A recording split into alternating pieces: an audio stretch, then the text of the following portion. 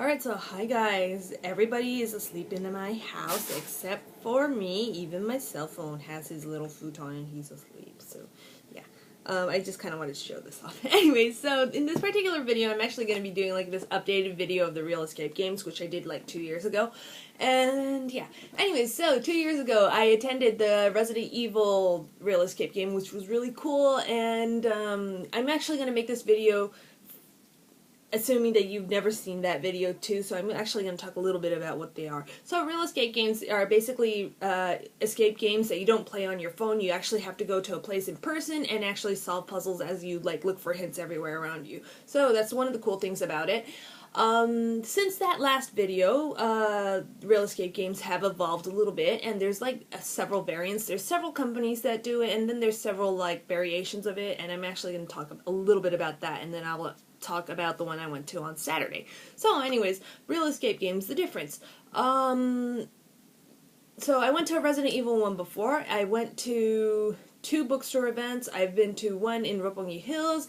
I've been to a Detective Conan one, and then I went to the one on Saturday. Now, I can actually group these into 2, and I'm going to talk a little bit about the bookstore ones and the Roppongi Hills, which is one group. In this particular group, you actually don't have a set time limit. You don't have, like, it's not one of those, you have to finish all these puzzles in less than an hour. So, you can get all the free time you have and just go back to the event while the event duration is going on. So, you know, you basically have like more than 2 to 3 weeks, sometimes like 2 months or so, to actually think over stuff and then go back and go look for hints and, you know, just keep going. So, the pros of those events is that you actually have all the time you want to actually think stuff over. You can actually attend it by yourself and be a loner and, yeah, solve the puzzles on your own. Or, what is it? Let's see. So those are the pros, I guess. You don't have to be, like, if you're not really a people person, it's probably a better event. The cons of that particular event is that they won't give you the answer no matter what, so you're actually going to have to think it over, and, yeah, it's a little bit disappointing. You actually have to pay optional if you make a mistake at the final answer, and then you're going to have to get, like, extra sheets, which is like 100 yen per page, I guess. So, yeah, it's not too expensive, but, you know, it's, yeah. Anyways, that's that. Now, the other one that I'm going to talk about is the Resident Evil one, the Detective Conan one, and the one I went on Saturday. These 3 get grouped into the other group, which is basically you get 60 minutes, you are grouped in a group of either 5 or 6 people. They give you answers at the end, and yeah, I prefer the 60-minute time frame ones, obviously, because they give you answers at the end, and it's a lot more entertaining. You get to meet new people, and all you guys probably share the same thing in common, which is you like escape games in general, so you guys can, like, talk about it, and then it's a great way to meet new people, pretty much. So, that's the cool thing about it. Now, the Detective Conan one is actually done in a place that Scrap owns in general. It's not somewhere that they actually rented, like, you know, just for the event. So, it's relatively a small place, unfortunately, and, yeah. So anyways, I'm going to talk about the Saturday event that I went to, and this Saturday event was relatively big. Now, this one took place in Zepp Tokyo, and it is basically a live house, so obviously a lot of space to actually do things. So I believe there was actually 90 tables available, and 90 tables times, you know, groups of 6 people, you've got like a lot of people. So yeah, 90 people, 90 teams. Now, out of those 90 teams, I'm just going to say the actual results. There was about like 20 teams that actually cleared it, and then there was 1 team that actually got the good ending. Now, these 60-minute real escape games, they'll usually have a good ending and then the great ending, and I think that's the cool thing about scrap events, is that they actually, like, you know, if you get the good ending, like, if you get the good ending, it's like, wow, you're like really like a brainiac, but, you know, they give you a little bit of an option to think over stuff. they actually won't give like obnoxiously obvious hints for that great ending, so you'd have to actually think around with your friends like what's going on, what's this, and blah blah blah blah blah. So you actually have to talk with your team. So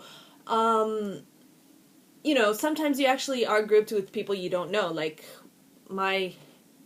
what happened on Saturday for me. I went with one friend, so obviously everybody else in the team that we were in were like complete strangers, and you know, it's just nice to actually meet people.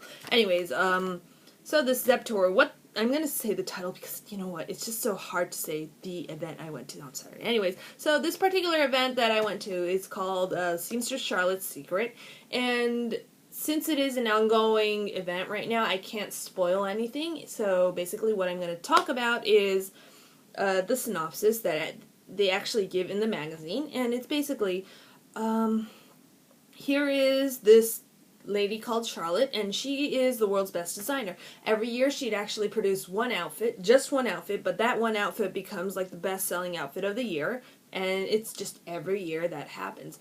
So, obviously, upcoming designers will obviously want to see her atelier and see what's her secret. So, she invites a couple of those upcoming designers to her atelier, and, well, she kind of makes you write, like, the little confidentiality thing, because, you know, once you're invited to somebody's, like, atelier, which is, like, you know, a lot of secrets, then you're gonna have to write that so you don't, like, blurt it out to people, and that turns out to be the greatest mistake you probably ever make. And basically you are now confined to the building, and in less than 60 minutes you will turn into a mannequin. And yeah, anyways, weird story, but the great thing about these real escape games is that you actually play a part in the story, so it's kind of like role-playing real escape kind of thing, which is really fun, I guess. And yeah.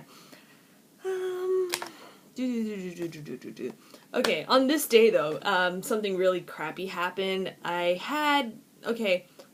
This event started at 1 p.m. and for some odd reason, past 12, I have this issue with my eyes drying up, so I always have like these eye droppers, and this one eye drop like completely screwed me over for the day, and I could not open my eye. Like my left eye was like dead and I couldn't open it. I was like, oh, where is everything?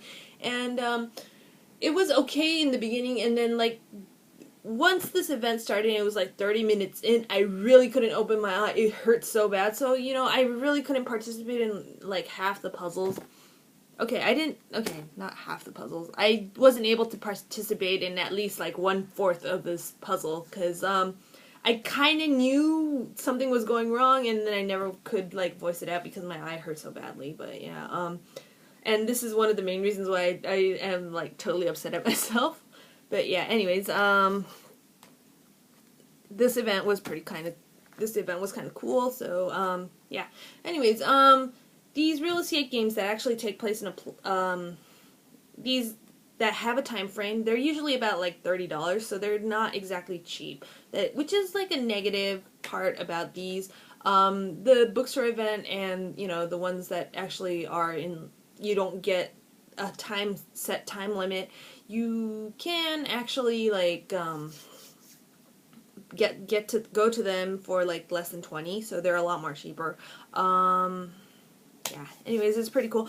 I do intend on going to another one eventually, like, hopefully soon, because I really feel bad for the friend who actually went with me, because we were gonna have, like, enjoy this a lot, and I couldn't enjoy it, and she kind of, like, worried about me so much that I don't think she was really focused on it either, so hopefully we'll go to another one, and this particular one that we're really thinking about right now is this One Piece one that's going on. It's basically one that they're doing in Tokyo Dome, or Menji Jingugai, so they're pretty much like huge ass fields, and you have to like run left and right, and I thought it was kind of interesting.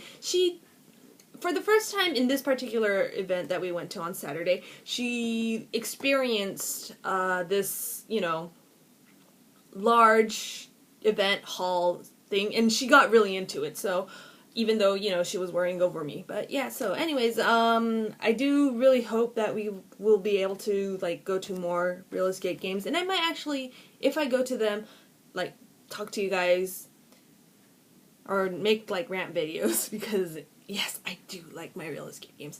Anyways, this particular company, Scrap, also, in case you guys are really curious about these real escape games now, they actually have an American branch. Yay! So, I do know that they actually have like a, I think it's a temporary event. I'm not fully sure, but they do have something going on in San Francisco, and, yeah, if you're curious, you might want to actually participate in it. You can go solo or you can go in a group, so it just depends on what kind of person you are, I guess. And hopefully you guys will enjoy it.